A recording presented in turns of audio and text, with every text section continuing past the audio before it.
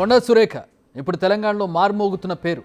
కేటీఆర్పై విమర్శలు చేసే క్రమంలో ఆమె చేసిన వ్యాఖ్యలు ఆగ్రహం కావచ్చు, ఆవేశం కావచ్చు, ఆవేదన కావచ్చు, అక్కినేని ఫ్యామిలీని మధ్యకు లాగిన తీరు, నాగ చైతన్య సమాంత డివోర్స్పై ఆవిడ చేసిన కామెంట్స్ తీవ్ర దుమారాన్ని రేపాయి. ఆమెపై చాలా విమర్శలు వచ్చాయి. ఇటు రాజకీయంగా, అటు విశ్లేషణ పరంగా కావచ్చు, సినిమా పరంగా కావచ్చు, సినీ ఇండస్ట్రీ నుంచి కావచ్చు. సారీ చెప్పాలనే డిమాండ్లు వినిపించాయి. బట్ అసలు ఈ వివాదం ఎందుకు స్టార్ట్ అయింది, ఎలా స్టార్ట్ అయిందని అందరూ గుర్తు చేసుకోవాల్సినటువంటి పరిస్థితి ఇప్పుడు.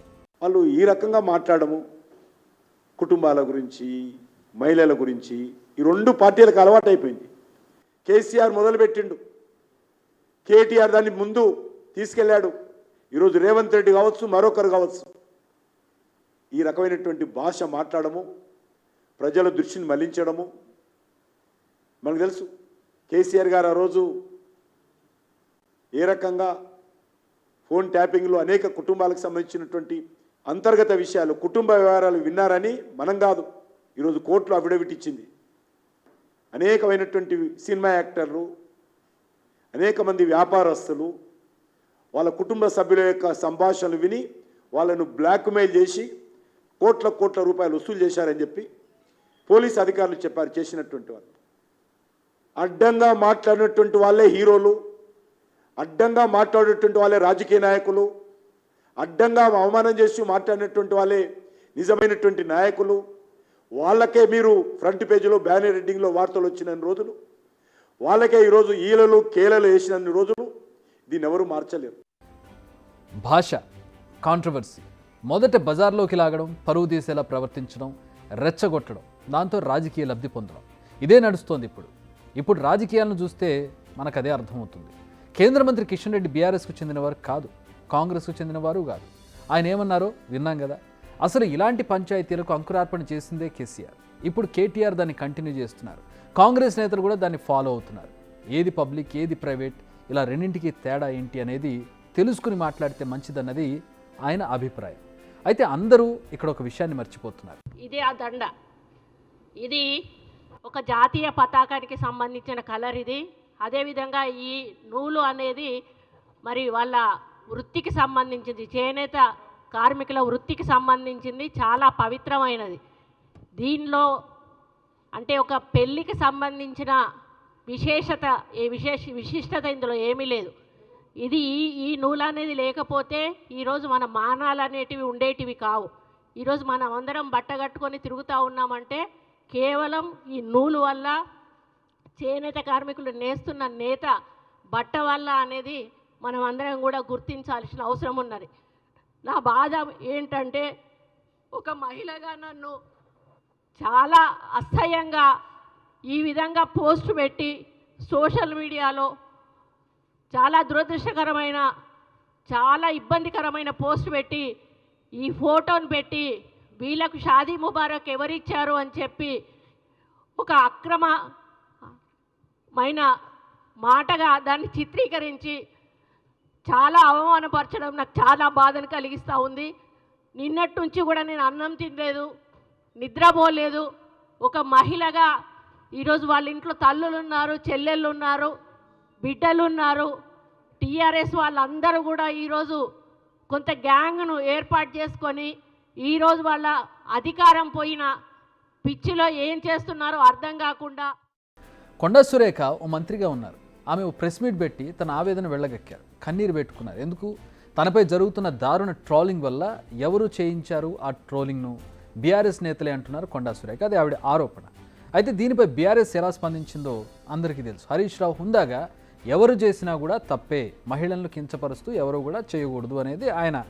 బట్ కేటీఆర్ తమకు సంబంధం లేదన్నారు. అక్కడితో ఆగకుండా కొండా సురేఖ గతంలో చేసిన వ్యాఖ్యలను మర్చిపోయారంటూ మరికొంత రెచ్చగొట్టే ప్రయత్నం చేశారు. దీంతో కొండా సురేఖ ఆగ్రహావేశాలకు లోనయ్యారు. ఆవేశంతో కేటీఆర్ను టార్గెట్ చేస్తున్నానన్న ఆలోచనతో ఇండస్ట్రీపై విమర్శలు చేశారు. కేటీఆర్ గారు క్యారెక్టర్ గురించి, మరి వారి గతంలో వారు చేసినటువంటి కార్యక్రమాల గురించి, మహిళల మీద వారికి ఉన్నటువంటి మరి చులకన భావం గురించి మాట్లాడుతూ మరి ఆయన నన్ను రొచ్చగొట్టే విధంగా మాట్లాడినప్పుడు నేను భావోద్వేగానికి లోనై మరి కొన్ని ఆయన మీద నేను విమర్శలు చేయాల్సిన అవసరం వచ్చింది. ఆ సందర్భంలో నాకు ఇంకెవరి మీద కూడా వ్యక్తిగత ద్వేషం కానీ మరి వ్యక్తిగత కోపం కానీ లేదు. అనుకోని ఆ సందర్భంలో ఒక కుటుంబం మాట నేను తీయడం ఏదైతే ఉందో అది అనుకోకుండా నా నోటి నుంచి జరగడం జరిగింది. ఆ తర్వాత వారి ట్వీట్ చూసిన తర్వాత నేను కూడా చాలా బాధపడ్డాను. ఎందుకంటే ఏ విషయంలో నేనైతే బాధపడతా ఉన్నానో ఆ విషయంలో నేను ఇంకొకరిని నొప్పించాను అని తెలిసి రాత్రి వెంటనే మరి దాన్ని వెనక్కి తీసుకుంటూ నేను ట్వీట్ చేయడం జరిగింది. కాబట్టి నాకు జరిగిన అవమానం, నేను పడ్డ బాధ ఇంకొకరు పడకూడదు అనేటువంటి ఒక ఆలోచనతోటి నేను బేషరతుగా దాన్ని వెనక్కి తీసుకోవడం జరిగింది. కానీ కేటీఆర్ విషయంలో మాత్రం తగ్గేది లేదు. ఆయన తప్పనిసరిగా క్షమాపణ చెప్పాల్సిన అవసరం ఉంది. ఆయనే చేసేదంతా చేసి ఈరోజు నన్ను క్షమాపణ చెప్పాలి అని డిమాండ్ చేయడం ఏదైతే ఉందో మరి దొంగ అని తనే దొంగ అని అరిచినట్టుగా ఉంది. ఆ విషయంలో మాత్రం ఎట్టి పరిస్థితుల్లో కూడా వెనక్కి తగ్గేది లేదు. అంటే ఆవిడ టార్గెట్ కేటీఆర్ కావచ్చు, కానీ మధ్యలో ఇబ్బంది పడింది అక్కినేని ఫ్యామిలీ, సమంత, అలాగే మరికొంతమంది సినిమా హీరోయిన్ రకుల్ ప్రీత్ కావచ్చు. ఇట్లా నిజమే కదా. ఈ వరుస పరిణామాలతో అసలు విషయం పక్కకి వెళ్ళిపోయింది. అక్కినేని వ్యవహారం తెర మీదకి వచ్చింది. తీవ్ర విమర్శలు రావడంతో కొండా సురేఖ క్షమాపణలు కూడా చెప్పారు. తాను బాధపడ్డాను, ఆవేశంలో ఏదో చెప్పేశాను, వాటిని వెనక్కి తీసుకుంటున్నాను, అన్యదా భావించొద్దు అని. అయినా ఈ వివాదం మాత్రం ఇంకా ఆగడం లేదు. సో సిచ్యువేషన్ చూస్తుంటే ఈ వివాదాన్ని మరింత ప్రొలాంగ్ చేసి రాజకీయం చేయాలని చూస్తున్నట్టుగా కనిపిస్తుంది అటు బీఆర్ఎస్. ఇక సినిమా ఇండస్ట్రీ ఎఫెక్ట్ అయింది అక్కినేని ఫ్యామిలీ కాబట్టి, నాగార్జున కాబట్టి ఆయన లీగల్గా ప్రొసీడ్ అవుతున్నారు. ఇండస్ట్రీ నుంచి కూడా విమర్శలు ఆగడం లేదు. ఇటు విపక్ష నేతలు కూడా దీన్ని అవకాశంగా తీసుకున్నట్టుగా కనిపిస్తుంది. ఆబ్వియస్లీ జరుగుతుంది అది ఎక్కడైనా రాజకీయాల్లో. దిష్టి బొమ్మలు తగలపెడుతున్నారు, ఆమెను మంత్రి పదవి నుంచి తొలగించాలని డిమాండ్ చేస్తున్నారు. ఇటు కేటీఆర్ దిష్టి బొమ్మలు కూడా తగలబడుతున్నాయి ప్రతిగా కాంగ్రెస్ పార్టీ నుంచి. మంత్రి గారి మీద కేటీఆర్ చేసిన వ్యాఖ్యలు, పెట్టిన ట్రోల్స్, వివిధ సోషల్ మీడియాలో వచ్చినటువంటి అభ్యంతరకరమైనటువంటి ట్వీట్స్ మీరందరూ కూడా గమనించే ఉండి ఉంటారు.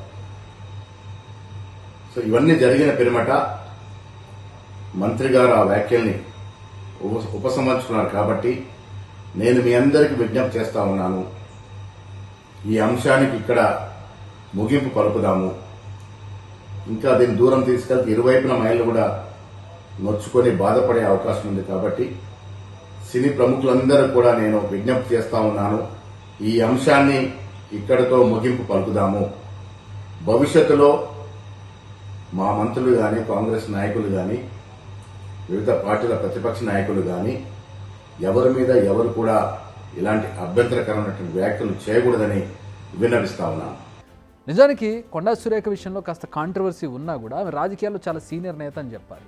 వైఎస్ రాజశేఖర రెడ్డి క్యాబినెట్లో కూడా ఆవిడ మంత్రిగా పనిచేశారు. చాలా సీనియర్ నేత. అంతేకాదు ఆవిడ పొలిటికల్ హిస్టరీలో పెద్దగా మచ్చలు కూడా ఏం లేవు. ఆమె బీఆర్ఎస్ పార్టీలో కూడా 5 ఏళ్ల పాటు ఉన్నారు పోయిన గవర్నమెంట్లో. అలాంటి నేతపై ట్రోల్స్ జరుగుతుంటే మీరంతా ఎక్కడున్నారు? ఇప్పుడు మీరు రెస్పాండ్ అవ్వడంలో ఇసుమంతైనా తప్పు లేదు, దాన్ని ఏం తప్పు పట్టడం లేదు. కానీ అప్పుడు కూడా మీరంతా ఇలానే రెస్పాండ్ అయ్యి ఉంటే పరిస్థితి ఇలా ఉండేది కాదు కదా అనేది ఓ ఆలోచన. అసలు అది ట్రోల్ కాదనుకున్నారా? అసలు అది వివాదాస్పద అంశమే కాదనుకున్నారా? లేక మంత్రులపై చేస్తే తప్పే ఉంది అనుకున్నారా? రూల్ ఉంటే అందరికీ ఒకేలా ఉండాలి. ఓసారి దీనిపై కూడా ఆలోచించండి అనేది విశ్లేషకుల మాట. మరో అప్డేట్ ఏంటంటే నాగార్జున ప్రస్తుతం కొండా సురేఖపై న్యాయ పోరాటానికి దిగారు. ఆమెపై పరువు నష్టం దావా వేస్తూ క్రిమినల్ చర్యలు తీసుకోవాలంటూ నాంపల్లి కోర్టులో పిటిషన్ వేశారు. భారత న్యాయ సంహిత సెక్షన్ 356 ప్రకారం ఆమెపై పరువు నష్టం కింద చర్యలు తీసుకోవాలని పిటిషన్ కోరారు. ఒకవేళ కేసు ట్రయల్కి వెళ్ళి అది నిజమని నిరూపితమై కోర్టు శిక్ష పడాలని భావిస్తే 2 ఏళ్ల జైలు శిక్ష లేదా ఫైన్ లేదా రెండూ కూడా వేసే అవకాశం ఉంది ఈ కేసుకు సంబంధించి 356 న్యాయ సంహిత నుంచి.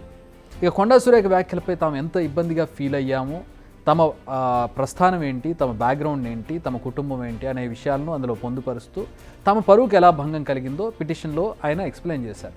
మరి దీనిపై కోర్టు ఎలా రియాక్ట్ అవుతుందనేది చూడాలి. బిగ్ టీవీ అవుట్లుక్ కథనాలు నచ్చితే వెంటనే బిగ్ టీవీ ఛానల్ ను సబ్స్క్రైబ్ చేయండి.